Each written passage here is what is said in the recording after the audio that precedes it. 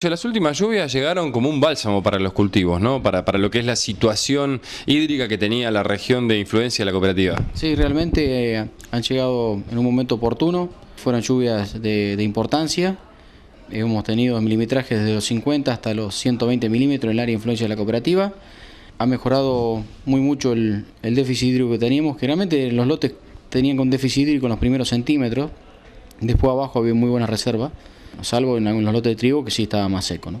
Venía con un déficit hídrico bastante marcado, estaba en una época de definición de rendimientos, si bien se ha perdido algunos macollos, esta lluvia que recargó el perfil y va a asegurar la cosecha de trigo, viene bien por mejorar el llenado de granos y realmente vamos a tener buenos rendimientos en la zona. Bueno, las enfermedades, tenemos que tener precaución.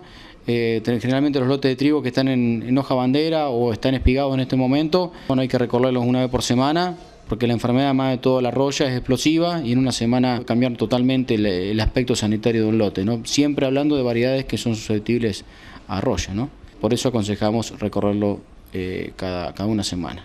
Bueno, el maíz, si bien faltaba un 30-40% de sembrar a nivel zonal, viene muy bien a los lotes de maíz. Porque bueno, tenemos un arranque muy bueno de maíz porque prácticamente le llenó el perfil y con esto llegamos tranquilamente hasta noviembre con poca agua. Sirve para incorporar todos los fertilizantes que se habían tirado en cobertura total, salvo algunos lotes que han tenido problemas de anegamiento, los lotes donde llovió más de 100 milímetros, que bueno, se han encharcado y bueno, ahí puede llegar a surgir algún problema en emergencia o alguna muerte de plántula. Lo demás realmente viene muy bueno para la zona. El área de influencia nuestros productores, nuestros socios han aumentado aproximadamente un 20% del área de maíz. Cuando arrancamos la siembra, se arrancó primero en los lotes de trigo soja que tenían muy buena humedad y habían quedado para el último de todo que hubo una faltante los rastrojos de soja.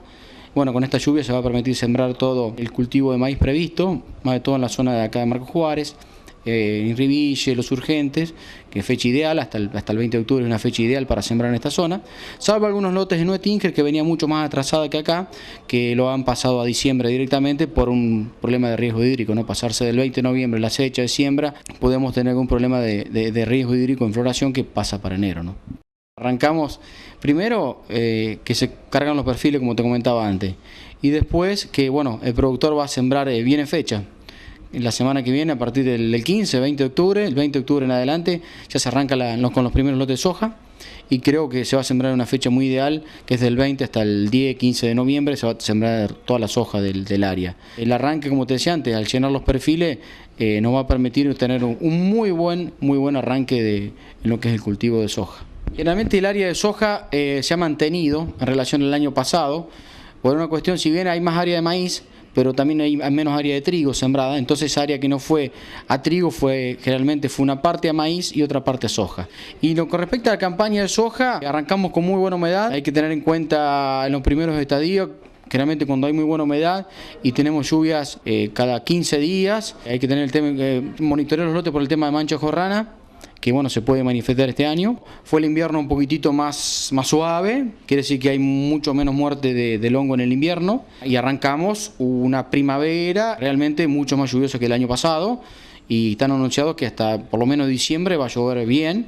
Bueno, hay que tener en cuenta que en diciembre las hojas están generalmente en R1, R2, que es inicio de floración o plenitud de floración, y bueno, que hay que cuidarla porque bueno, yo creo que este año va a ser la incidencia de mor va a ser mayor al año pasado por una cuestión climática, ¿no? La recomendación es monitorear los lotes desde emergencia hasta inicio de floración, viendo esta situación desde que llueva cada 15 días y se mantenga la humedad ambiente y temperatura adecuada para que se desarrolle esta enfermedad, ¿no?